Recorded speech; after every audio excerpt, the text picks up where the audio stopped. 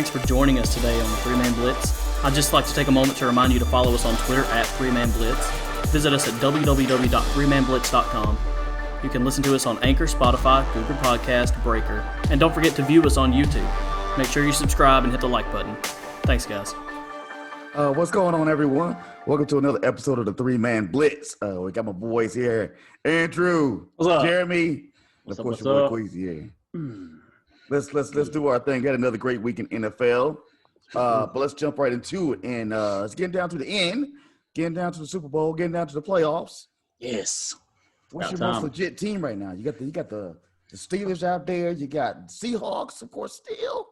You got Packers playing really good. Of course, you can't deny the Chiefs. So who y'all got? Ooh, if I may go first, which I will. I'm taking Green Bay all day long, my friend.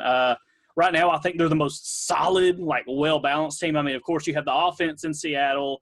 You have really the defense for the Saints. Taysom Hill's no, world killer or anything. I mean, you've got teams that have different really good parts. Definitely. But as far as the team that's most well-equipped heading into the playoffs, I'm going with Green Bay, baby. I mean, you can't deny Aaron Rodgers. That's the man. And then that defense with the Smith brothers. And great coaching, decent coaching, whatever you want to call it. He's been pretty good. He's been doing a good job. Doing his thing. Yeah, it's hard not to say it's the Packers, but I'm not going to pick the Packers too. I'm going to say the Chiefs. And I don't think anybody thinks that they're just on a tear and they're unbeatable. I think a couple of teams have shown them that they have weaknesses, but they still find a way to win most of the time. And when you have when you have Mahomes and then you got all this talent around him with Kelsey and Tyreek and the Cheetah, and they got so many weapons too. The defense shows it when they need to, and until they're unseated, I would probably go them. You got to go through them right now, man. Of course, with Mahomes, and they're on fire right now. Another team I didn't mention is the Buffalo Bills. I mean, the Bills, woo, yeah, hot. They are. Josh Allen's been hot. Stephon right Diggs is happy. He's actually on a winning team, on a good, a team that's killing it. Not only that, but he is definitely showing that he was the number one this whole time. He just wasn't getting thrown to enough. And you see a guy griping and complaining about this in the locker room, and you're like, oh man, quit being an asshole. But then he gets out here, and you're like, whoa, you could do this. Yeah, thinking he was being a diva or whatever it is. Yeah. Right. But he's doing his thing. That's just a couple of teams to mention. Of course, you can't forget Russell Wilson, who's always No, we ain't drinking you. No, keep going, Russell Wilson, baby, keep going. We drink. Let's go. Yes, definitely. I like old Muscle Wilson. They call. I think his new nickname is the Chef. In the clutch, I think they are going to get their team together. They had a lot of injuries earlier on in the season, and the coaching's always been very good too. So it's a team to watch out during the playoff times. And a team we're not mentioning, which we'll mention later on, but we'll go into it. Jaguars, right? Jaguars. Jets. Yeah. Jets. I mean, if you want to talk about Pittsburgh a little bit, I mean, you can throw them up there, but yeah, they've lost 2 in a row. And if you go and look, we talked about this a little bit, a couple weeks probably now. If you look at who they've played, they've probably had maybe 2 feathers in their cap as far as good teams that they've beaten. So, not from that, everybody's kind of got a losing record, and they were even close games. So, yeah, Pittsburgh. And that's an up and down situation. And I'm saying that because they got put into a bind because they had to use their bye week very early on in the year. Dealt with COVID situations, not even on their fault, with 2 teams, 2 occasions, and which made them play a lot of games, in a close time. So that could have been one of the reasons why they're, running to the losses, and since. Could be. Definitely their running game is struggling right now, but Connor was hurt earlier on, so a couple of those things, you know what I'm saying? He got out-snapped this past week to Jalen Samuels as well. Yeah. There's something going on there. A couple of their linebackers are hurt and out with COVID. So, Well, I haven't thought since that first season that he was there that Connor was the dude. I know what you mean. Not so. The whole team's trending in a downward way. There's even a a lot of talk about, Tomlin coming out and saying if receivers, hey, if you can't catch, you ain't going to play.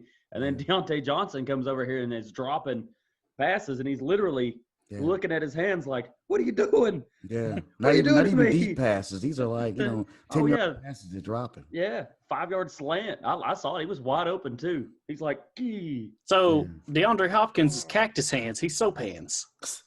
Yeah, he's got them soap hands. Wet soap. On that note, unfortunately, let's go back to Andrew. Oh, unfortunately. Unfortunately, after his first start, what's your evaluation of Jalen Hurts finally getting onto the field? Okay. I'm going to answer your question with a question. Best defense in the NFC. Who is it? The Saints. The Saints. Yes. Jalen Hurts comes in with like trash for weapons, an offensive line that doesn't want to block, rushes for over 100 yards, and ends up beating the New Orleans Saints. Dude, this man is the second coming of Deshaun Watson. Should you continue to start him? Yes. I heard rumor has it that he's got the start for the rest of the season. He makes Carson Wentz look like pedestrian trash. I mean, that would be a question. I haven't heard that officially yet. Jeremy, can you come give us a vote here? Is he going to be the new starter for the rest of the year? I don't know about the rest of the year, but he's definitely going to be the starter for next game. I think it's been already kind of said. I think he's earned that next game, but I'm not sure for the next rest of the year. I think they definitely want him out there. Rumor is the expectation is rest of the season, but there's not that much of the season left. As I said, there's not much for the rest of the season. It's not like they're going to the playoffs. No. I mean, I don't know. You're in the division with the Cowboys and Washington football team and the Giants, and you just beat the Saints. Washington, but Washington just won, and they're winning the division right now. And I told you a couple episodes ago, man, Washington's on fire right now, man. Bad thing with Washington is Alex Smith had a lot to do with that. He got a little banged up in that game. I flipped it over to it, and I saw Dwayne Haskins, and I was like, whoa. Yeah, where's Alex Smith? His leg is giving him problems, and he said it feels weird. So better safe than sorry. I don't know if he'll. I'm expecting him to probably be back out this next week. That's what I think is going to happen. But is that his hamburger leg? Yeah. That's the one that looked like it looked like ground up hamburger, bro. Okay, hey fellas, Jalen Hurts.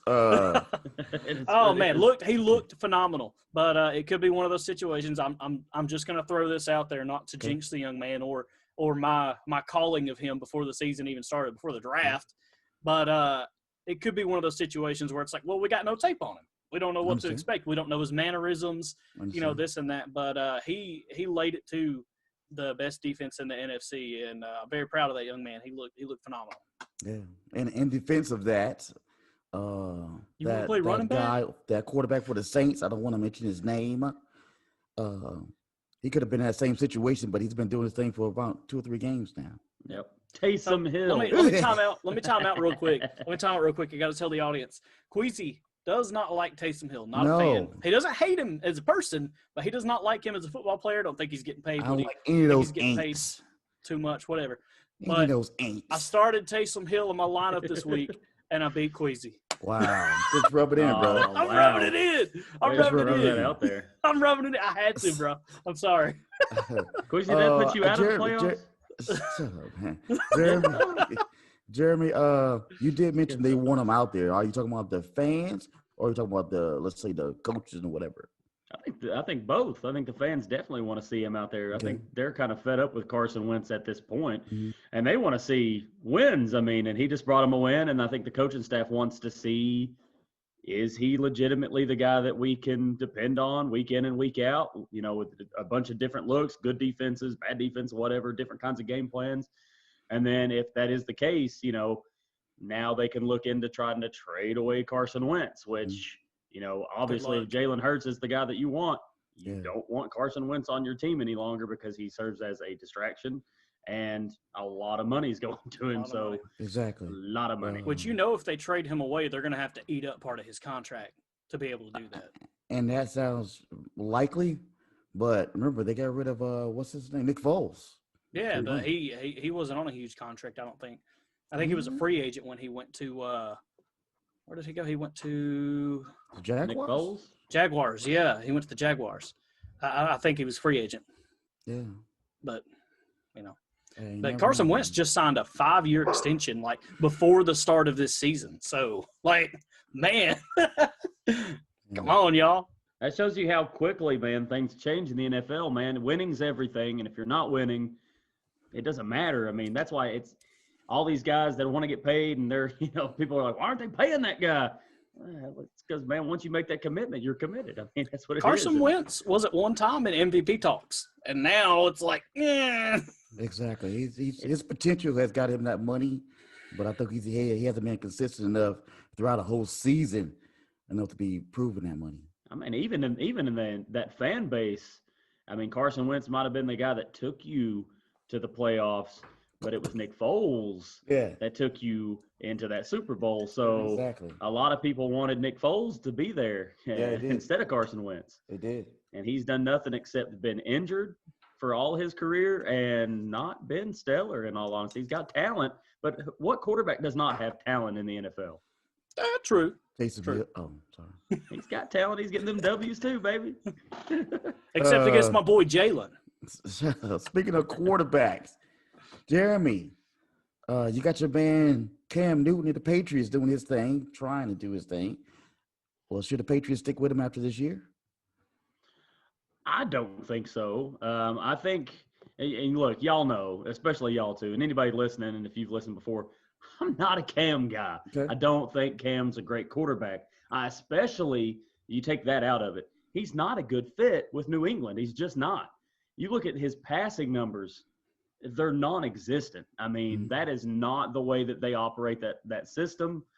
It's clear to me that they need another quarterback, and I don't see why you would continue on with that experiment. He's not taking them into the playoffs. They're not going to make it for the first time in probably 2 decades. So what's he doing for your franchise there? Except being a big name and not winning. When he went to the Patriots, I was definitely surprised because I didn't see Cam as a fit there. I was definitely glad he got a chance. I don't say I love Cam. I have no problems with Cam. I don't think he's gotten all the things he needed to get to do what he can do. So when he was with Carolina, he didn't have a bunch of wide receivers at all. It was just you're big like a linebacker, run the ball. Like pretty much.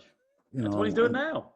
and that's what I'm saying. He went from Carolina with weapons to now New England where you're like, who's their number one receiver? Exactly what I'm saying. Julian Edelman's how old? Yeah. Sometimes these guys can get such in a pigeonhole of hey Cam, run, but I can throw too, because you've seen a couple of their wide receivers. They're no-name wide receivers in New England get 100-yard games. They've had games where he's throwing the ball and it's working. Yeah. I saw somebody. It was this week. I can't remember who it was. They were breaking him down specifically, an ex-player or whatever, and they were talking about how his throwing motion looked really bad. And I started, of course, I'm listening, I'm watching, and he had that shoulder surgery, and he was talking how he instead of doing what he used to do, stepping into a throw and turning over it, he's like leaning back, all the way and then kind of lunging forward. Yeah. And I'm like, oh yeah, that's not working for him, because he has some balls where you can just tell he's not driving it, and they don't look good. So. Well, I was about to ask. This man was the MVP in 2016. I was gonna, that's just a few short years ago. What's the difference? But obviously, you think you found it. You pointed it out here, because he can still run just as well. I mean, we see that, but But I don't know. I'm not saying he can't be successful with another team, but I just don't see it with the Patriots going forward. Yeah, they'd have to change everything about the team, and that's not what got them all those Super Bowl appearances and wins. So, and so that was the other part of my question. If they're going to move on from Cam, you got any options out there? Any thoughts of anybody? I've got several thoughts, and you got to keep an open mind with a lot of them, because that's the way the NFL rolls. Some of them, I won't even mention the draft. If they want to trade away some stuff, of course they can try to go get Clemson. Sunshine. Why can I ever think of his name Trevor when Lawrence. I need to? Trevor Lawrence. Every single time. Sunshine, man. And if it's not Lamar, I think that's the only quarterback they would really try to trade away a ton of picks to get. But after that, we just talked about Wentz. So Carson Wentz, I know they'd love to have him. I can see that. I don't know if they would be willing to eat all that money on that contract, but whatever. Right now, I don't think them having any huge contracts on their team, so I can see that. They could make it work. Matt Stafford, I know that he's been in Detroit forever. There's been trade talks for him for a while. Matter of fact, in the offseason, that was one of them. Yeah. The Lions trading him over to New England. So you got the 2 Chicago quarterbacks, which I could see them either one. And Nick Foles, yeah. I mean, there's a lot of quarterbacks out there that can fit in that system. And then I had another one on here who he recently is starting again. RG3? And it's not RG3. Okay, all right, my fault. Okay. It's okay. There's actually 2. One is Trace McSorley, which exactly, and I just put him more as an outlier. Like, I don't think they would do it, but it'd be interesting. You go look at tape on him. He's a backup quarterback, 3rd string for Baltimore. He's talented. Go look. I know you're looking at me, Queasy, but it's just because you ain't seen him. He got to play some last night. Maybe we can talk about that a little bit later. He did, and he looks good. He's looked good in every one. Okay. But the guy I was talking about is Gardner Minshew.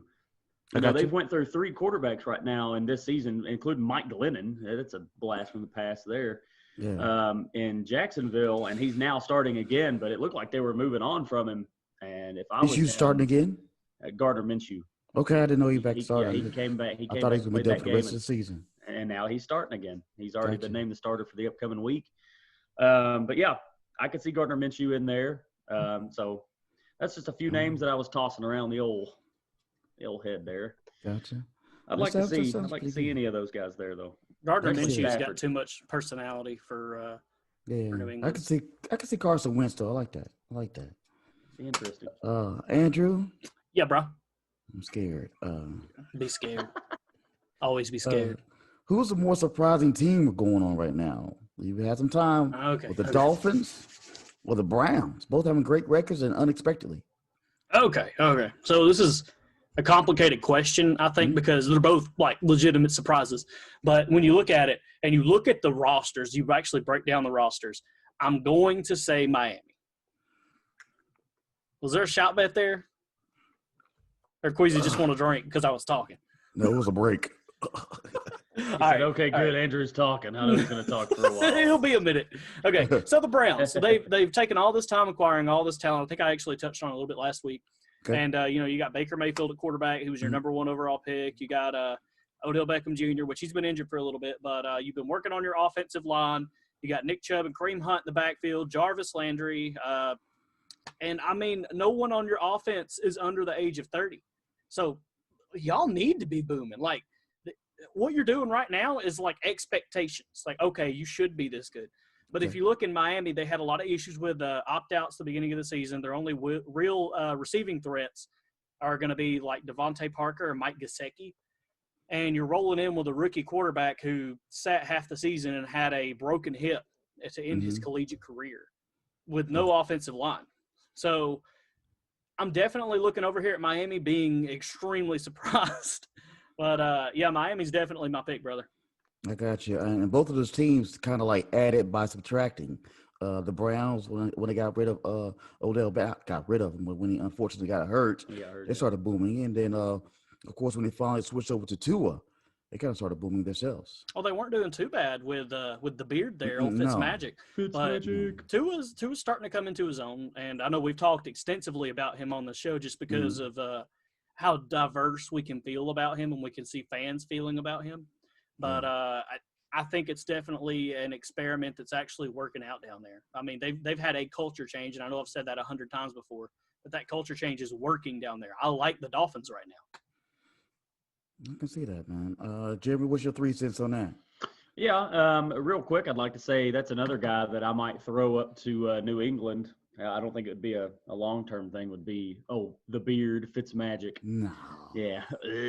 It's just another guy you think about. But I would also pick the Dolphins. The Browns, it's good to see. It's really good to see the talk with both of these teams who have been bottom dwellers for the better part of this decade. Yeah.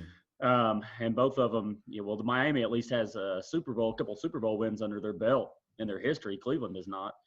But Cleveland, they really have lost the opportunity, I think, to maybe not for going forward, but at least this season they should have been able to overtake the Steelers, I think. Yeah. From what you see, but you got to imagine. To me, if I remember right, last year at this point, they were trying to decide whether Baker Mayfield was going to be the quarterback or not, like for the future. Yeah, he was having that tough of a season and blaming it on the quarterback, and all of a sudden, boom, bang, winning fixes everything. But they did have a different coach at that time, which wasn't up to par. Hey, next year, if they start losing again, they'll be talking about it again. That's just the way of the beast. But Miami, though, they just took the Chiefs down to the wire. Yes. They barely lost that game. They were right in it. Tua looked really good in that game too. And the Dolphins, they had 2 takeaways from Mahomes in the first half. Yeah. They were. One of them was a gift. Myles Garrett's doing his thing in the Browns too. So that defense. Myles Walter Payton, Man of the Year. No, he's doing this. What the heck? That's wild. You see, folks, why I get scared when I talk to Andrew? Hold it. Let's go to Jeremy. Jeremy, please save us. I'm sorry. Jeremy, please save us. After 8-5 start, those big talks on those Buccaneers. Is this what you expected by now? I think From if you go Tom back Brady to and the Buccaneers you go back for them, it was Super Bowl or bust, right? That's what everybody was saying. They kept getting pieces. They got Leonard Fournette. I don't know what happened to him. He's just kind of lost in the shuffle. Started off with Gronk, of course. Yeah, Antonio Brown. And now Antonio Brown. They just keep getting weapons like it's going to give them wins. And, they're a team that can definitely strike you, and they're an interesting, intriguing team. But it just goes to show you that there's something in a makeup of a team with actual teamwork versus just throwing a bunch of guys together with a lot of talent and saying, go win. And it's usually the guys that are playing for something, playing for each other, believe in a common goal, yada, yada, yada, all the coach speak that you want. But those are the guys that usually make it deep in playoffs and win Super Bowls. Look at the Patriots. Go ahead and go with Tom Brady when he was there. Those teams weren't, most of them anyway, weren't like fantastic offenses, and they were just good teams, well-coached, good teams. Yeah. And, they're about where I thought they were going to be. Okay. If we go back and look at the tape, at least that's where I feel like they were going to be, vying for a wild card spot. Not saying they can't make noise if they make the playoffs, but they're going to have to do a lot of get some wins under their belt to make it. Yeah. They're one of them teams that I've seen them look very ugly, and I've also seen them look very good. Yep.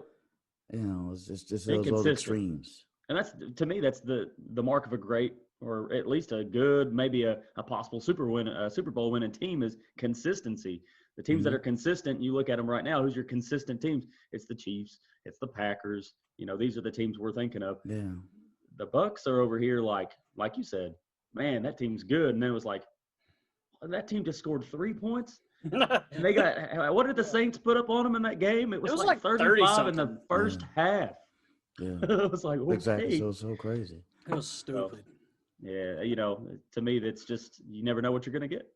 Exactly. Well, to round off this episode, unfortunately, folks, let's pull it back to Andrew. And I'm going to say 2 words. Ravens and Browns. Go. So the Ravens had the Browns, literally. Seriously though, before I get to near the fourth quarter there, the game was extremely boring to start out, man. It was very pedestrian. Baker Mayfield was overthrowing everybody. Lamar Jackson did a little bit of what he does, and he wasn't throwing the ball. I think he had 6 passes in the first half for 3 completions or something like that. It was dumb. I was like, do you even have wide receivers? You throw the football to anybody? He's having such a Marquise Brown, Hollywood Brown kept dropping them all. Oh, man. It's a football. Because he doesn't know what to do with it. He never gets it anymore. So what is this? What is this flying through? Okay, but the best part of the game, though, it did come down to the wire. It was a very good game. I stayed up and watched the whole thing. Best part of the game, though, was when Jeremy's quarterback, Trace McSorley, came in. Lamar Jackson was running off to the locker room doing his little shuffle, clenching his butt cheeks together, pushing some guy out of the way because he had a cramp. Okay. He was cramping. He was cramping all right in his stomach. Take the M out, and it's crap. You had to crap. That's what you meant to say. I was cramping, dog. He said he went in the locker room, got hooked up to an IV or whatever. I saw Folgers tweeting at him this morning, telling him that if he wants to be a regular thing, he can have some of that coffee. He says, "So this is what my life is now." Oh no, but for real, it was a good game. But Wow. BMs aside, Ravens pulled it out. I really didn't expect them to. Yeah, when I woke up and finally seen the score, I was like definitely shocked. 'Cause Yeah. when I fell asleep, it was 7-7. And I was like, That's about the same time I went to sleep, and I was thinking the same thing. Well, this game sucks. It Yeah, did. you know. It did. But it got very intense after halftime. They were getting kind of chippy, and Okay. it was all right. Well, I know that I don't know if Jonathan Bolin was watching that game, but his boy just came short in a little fantasy football action, Baker Mayfield, and he's a little salty about it. So I seen that. But hey, that's the way fantasy football works, man. Yes, sir. You know what I mean? Well, let's bring that to an end of another great episode of the 3-Man Blitz. Well, and as always, go for 3. Go for 3, baby.